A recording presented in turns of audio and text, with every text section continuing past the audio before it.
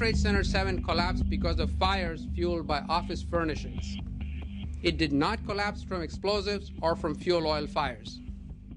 High-rise buildings simply do not collapse due to fire.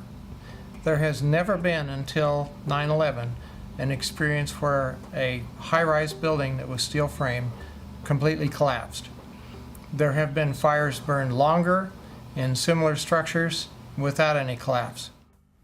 In this test, done by British Steel in 1995, a large amount of typical office furniture was burned to see what would happen to the heavy steel beams that supported the ceiling. It's not that it melts in a fire. In fact, normal fires are not hot enough to melt steel. Even if you were, for example, to use an unusual fuel like kerosene, you cannot achieve temperatures hot enough to melt steel. But what happens is it starts to lose its strength. And as it loses its strength, it starts to sag. This was the largest test of its kind ever conducted.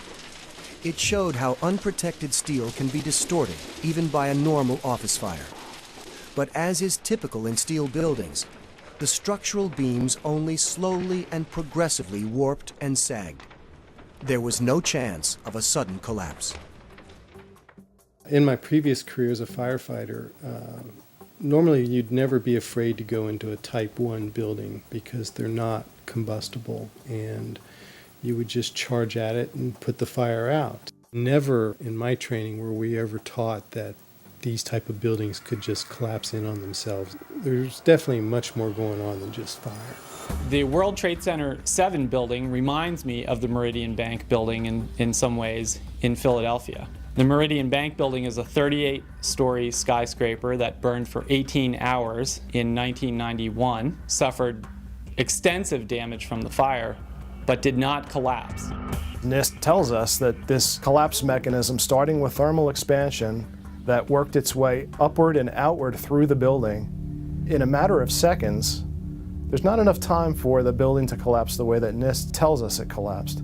NIST claims the fires were very large, very hot, and long-lasting, when in reality, observation, which has been researched by many people, shows these fires did not last very long. They were not in the locations where NIST claims they were at given times.